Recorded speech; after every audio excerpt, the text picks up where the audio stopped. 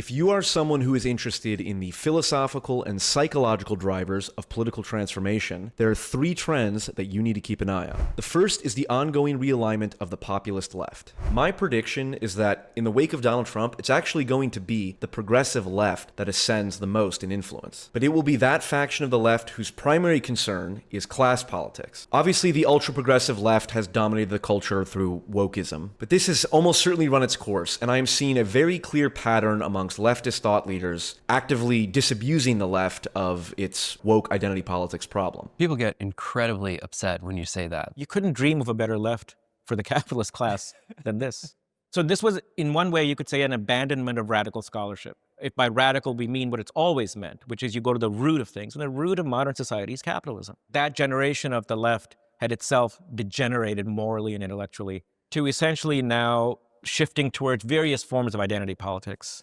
And I think that it breaks down our collective power. And the thing that I'm looking at is the rise of identity politics as part of why that's the case. All of the vibes point to a shift away from the obsession with race and gender and making straight white males out to be the enemy, and instead celebrating, for better or worse, active resistance against concentrated wealth.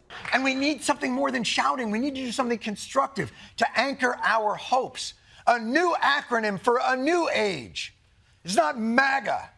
It's something more like Make America Not Governed in Obviously Negative. Abort! I'm kidding. No vigilantes, but do something.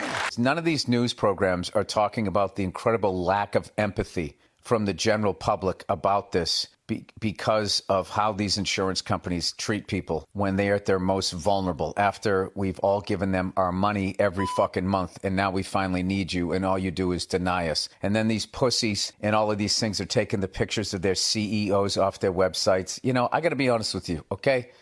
I love that fucking CEOs are fucking afraid right now. You should be. To the degree that the left can return to a class politics focus, it's going to empower them because it's addressing a real issue. Wealth inequality in the age of techno-feudalism is an issue that everyone except for the most ideologically possessed libertarians agree is a very real and very dangerous problem. The relationship between income inequality and male homicide is like 0.75. It just covers all of it, which is to say that everywhere that everyone's poor, there's no male homicide. And everywhere that everyone's rich, there's no male homicide. But places where there's poor people and rich people, the male homicide rate goes way the hell up, right? Especially if it's a steep distribution, because the men at the bottom think, somebody has a lot more than me and that's not very fair. I'm going to do something about that. And that usually means killing other men. And so it's unbelievably powerful relationship. That's a useful thing to keep squirreled away in your imagination. Poverty does not cause crime. Relative poverty causes crime. That is a completely different thing. The second key trend to be keenly aware of is the current theological civil war that will determine the future of conservative politics. There are two factions vying for influence within the Christian voting bloc. There are the Christian nationalists, who occupy the more conservative, fire and brimstone end of the spectrum, and then there are the moderate Christians, who are just that, far more moderate. The key thing to know is that the Christian nationalists are actively making gains within the Christian voting bloc. I've talked to Presbyterian church elders who say they have internal meetings to deal with this rise of explicitly political Christianity coming from within the church. And you see it in popular media in the form of Christian identitarianism and victimhood politics. I'm a Christian first, okay? And so my concerns are going to be with what's happening to Christians all around the world, because it is us. We are the #1 most persecuted religion in the world. And all Christians watching this need to realize the time is now to start speaking up. A consistent but almost never noted theme of American foreign policy is that it is always the Christians who suffer. When there's a war abroad that the United States is funding, it is Christians who tend to die disproportionately. And this goes back a long way, 60 years really, to Vietnam, where Catholics in that country were massacred. But it's accelerated. But what you need to understand is the underlying philosophy at play here. The behavior and rules that Christians abide by are determined by the process of interpreting the Bible, a process called exegesis. There's many Bible verses, but some Bible verses become the battlegrounds over theological matters. The entire debate around homosexuality, for example, example, centers around basically 5 to 6 Bible verses. The debate about whether Christians should listen to the Pope or not centers around 3 or 4. And the fundamental divide between the Christian nationalists and the moderate Christians centers around mostly one particular story in the Bible. It's a story of Jesus Christ assaulting the leadership of the temple in Jerusalem. Right. Well, Jesus is in the temple and he's fighting with the chief priests and he's telling them, he's fighting with them at Passover. So thousands of people surrounding them. He's embarrassing them in the temple. And his boldness is really shocking. Yes. To people who haven't read it before. Yes. The rage that he displays at the leadership, yes, the religious leadership, is just like it's nothing else. It comes right off the page. And which is so ironic because you see evangelicals who are like, you need to be more Christ-like, right? You need to be, which means like wimpy and weak and inoffensive. Sweeping into the temple and knocking over tables and driving people out with a whip. When it comes to American conservatism, you have to remember that politics is downstream from culture, and culture is downstream from theology, which is why it's so important to wrestle with and understand the fundamental theological dispute at play. When it comes to figuring out the meaning of any text, but particularly a text like the Bible, there's an infinite number of ways you could interpret it, but only a subset of those interpretations are actually viable when you play them out in real life. So we'll start with what I think is the most powerful central claim of postmodernism, a claim which I think is actually correct and which also has bedeviled many other fields, including, surprisingly enough, artificial intelligence. The claim is something like, there is an infinite number of ways to interpret any even finite set of phenomena. And so this is one of the complex problems that actually led to the rise of postmodern interpretations of literature, which is that if you take a complex narrative, there's a very large number of ways of interpreting it.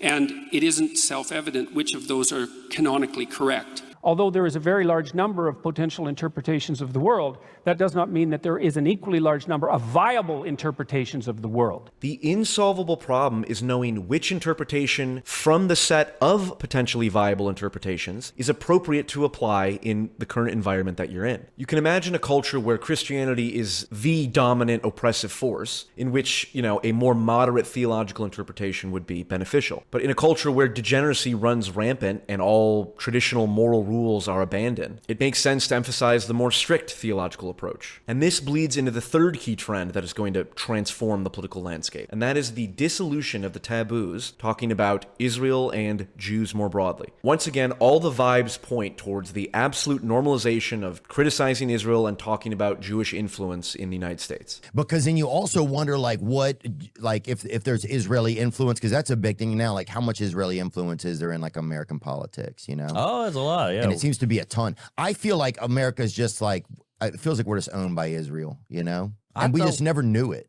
I thought we owned them. That's what I thought. Uh-oh. There is an argument to be made that, starvation and stuff like that and people dying is worse than a podcast. Then you have this horrifyingly catchy song released by Kanye West that will slowly but surely blow open the Overton window on this topic. Because as everyone should know by now, vibes are far more powerful than logic when it comes to changing people's minds. But there's also another theological dispute that is going to change how many conservative Americans view Israel and Judaism. And it can essentially be understood as a conflict between the Old Testament and New Testament. When secular atheist Jews like Brett Weinstein and conservative Christian nationalists like Andrew Isker converge on the same point, there's something of importance there. We are caught in a tension between these two modes of collaboration. You've got the ancient mode, which involves lineage against lineage violence, in which, you can find this in the Old Testament.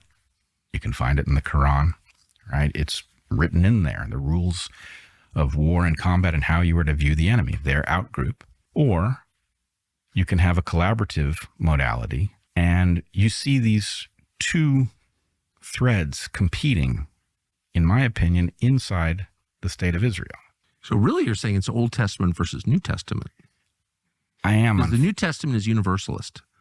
And Jesus says this again and again, I'm here for everybody. It doesn't matter what your bloodline is. I'm here for everybody. The whole dispensational thing where it's okay, right, the old covenant still somehow sort of exists, and there's still this, this distinction between Jew and Gentile out there. The whole New Testament talks about this, that no, right? That separation that existed in the old covenant, right? They're brought together as one in Jesus, who is the true Israel, the successful Israel, the Israel that's obedient and goes to the death and is vindicated by being resurrected, right? And that old covenant, it's done. It's over, right? Those distinctions between Jew and Gentile, they're gone. It says that only about 1,000 times in every book of the New Testament. So to come to the opposite conclusion does make you sort of wonder, like, have you read it? Because this is a very big issue in Jewish Christian history. Do the Jews end with Jesus? I'm glad you're answering this. No, but St. Paul has a very interesting take on this. While it's certainly a good thing that people in the West can more freely criticize a foreign nation and call out bad ideas in religions, we're also entering a very dangerous place where genuinely malicious actors are going to be more free to stoke racial hatred, particularly against Jews. Those who can properly articulate difficult truths while resisting and tempering the ideological rot that often accompanies those truths, will be in the best position to positively influence the outcome of the great meme wars. So my advice to you would be, best start learning to become that kind of person. Until then, good luck and Godspeed.